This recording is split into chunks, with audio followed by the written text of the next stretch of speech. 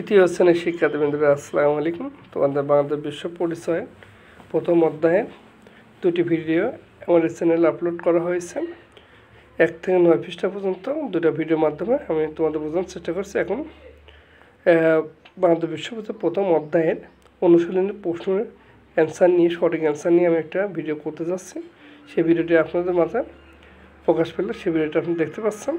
চলুন কথা না বাড়িয়ে অনুশীলনী প্রশ্নের উত্তর, সকল প্রশ্নের উত্তর শুরু করা যাক। আসি টিক চিহ্ন।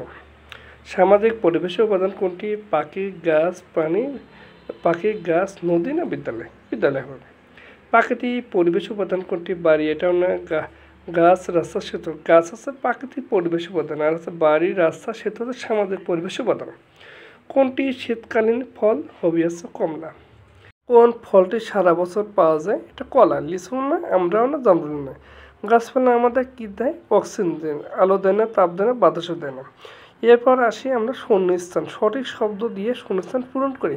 বাংলাদেশে গ্রীষ্মকালে ড্যাশ অনুভূত গরম অনুভব হয়। এখন তো গ্রীষ্মকাল। অতিবৃষ্টির কারণে কখনো কখনো ড্যাশ হয়, কি হয়? বন্যা হয়। আমাদের সমাজে রয়েছে কৃষক, ব্যবসায়ী, শিক্ষক, বিভিন্ন পেশার মানুষ। বিভিন্ন এলাকায় বিভিন্ন জাতি, ধর্ম, গোষ্ঠীর লোক মিলেমিশে বাস করে। আমরা নির্দিষ্ট স্থানে প্লাস্টিক, পলিথিন ব্যাগ, ময়লা আবর্জনা ফেলব। এই হলো খ সঠিক শব্দ দিয়ে শূন্যস্থান পূরণের উত্তর। আশা করছি তোমরা বুঝতে পারছো। যারা আমার চ্যানেলে নতুন, অবশ্যই আশা করছি আপনারা চ্যানেলটি সাবস্ক্রাইব করুন। ভিডিওটি ভালো লাগে লাইক দেবেন, চ্যানেলটি সাবস্ক্রাইব করে অন্তর্ভুক্ত হবে। এবার আসি বাম পাশের সাথে ডান পাশে মিল করে।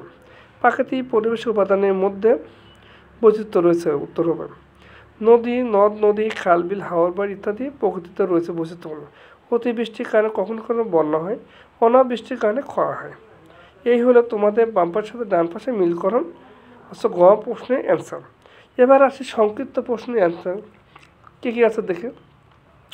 1 নম্বর, প্রাকৃতিক পরিবেশে কয়টি উপাদান লিখতে বলছে? 2, সামাজিক পরিবেশ কী কী উপাদান নিয়ে গঠিত? বিভিন্ন অঞ্চলে বিভিন্ন প্রাণী দেখতে পাওয়া যায় কেন?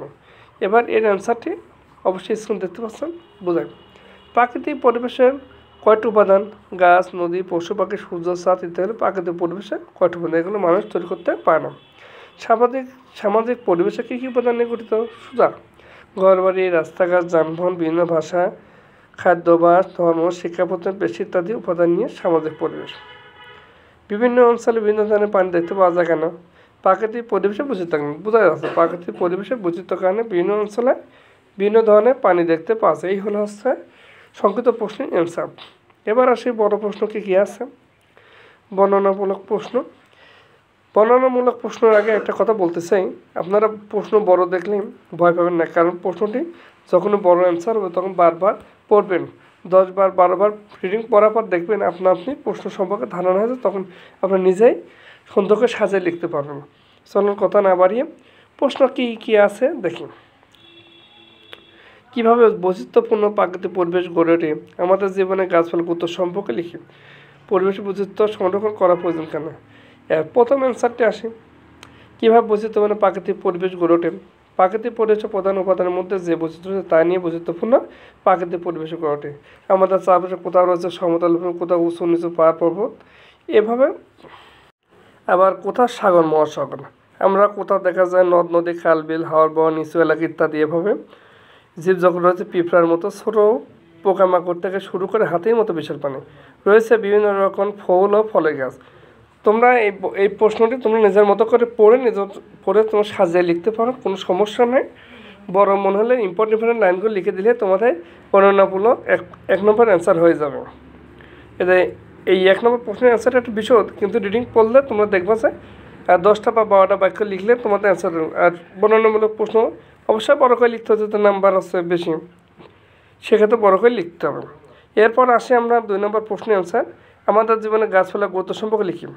গাছপালা অনেক গুরুত্ব, কারণ গাছপালা থেকে, অর্থাৎ পৃথিবীর বুকে একটা জীবী শুধুমাত্র নিজের খাতে নিজে তৈরি করতে শুধুমাত্র গাছপালা থেকে অনেক কিছু পায়। তোমরা রিডিং পড়লে তোমরা বুঝতে পারবে। গাছ আমাদের অক্সিজেন দেয়, গাছ থেকে খাদ্য পায়, গাছপালা পরিবেশের ভারসাম্য রক্ষা করে, অনেকগুলো পয়েন্ট আছে। তোমরা অবশ্যই পড়বা, পড়লে বুঝতে পারবা। প্রশ্ন 3, পরিবেশের বৈচিত্র্য সংরক্ষণ প্রয়োজন কেন? পরিবেশের ভারসাম্য রক্ষার জন্য পরিবেশের বৈচিত্র্য সংরক্ষণ খুবই প্রয়োজন। এই প্রশ্নটা বড়, তোমরা বিশেষ করে 10 থেকে 12 বার রিডিং পড়বা। রিডিং পড়লে দেখবা প্রশ্নের অ্যান্সারগুলো এক্সপ্রেশন গেঁথে নিবা। গেঁথে নিলে কী হবে, প্রশ্নের অ্যান্সারটা সহজে তোমার মাথায় থেকে তুমি সাজিয়ে গুছিয়ে সুন্দর করে লিখতে পারবে। আর কখনও যে কোনো প্রশ্নের অ্যান্সার যদি বড় হয় সেক্ষেত্রে প্রশ্ন দেখে ভয় পাও না, তুমি রিডিং পড়বে। বারবার রিডিং পড়লে প্রশ্নের অ্যান্সারটা তুমি সুন্দর সাজিয়ে লিখতে পারো। আশা করছি বড় প্রশ্ন কীভাবে লেখা প্রসেস সেই জিনিসটা বুঝতে পারলাম। ভিডিওটি ভালো লাগলে লাইক দিন, চ্যানেলটি সাবস্ক্রাইব করুন, বেশি করে বন্ধু শেয়ার করুন। আর কে কোথা থেকে ভিডিওটি দেখছো অবশ্যই কমেন্টে বলুন, জানাতে ভুলবেন না। সবাই ভালো থাকুন, আল্লাহ হাফেজ, আসসালামু আলাইকুম। পরবর্তী ভিডিও পাওয়ার জন্য চ্যানেলটি সাবস্ক্রাইব করুন এবং নোটিফিকেশন বেল আইকনটি চেপে দিন। আল্লাহ হাফেজ।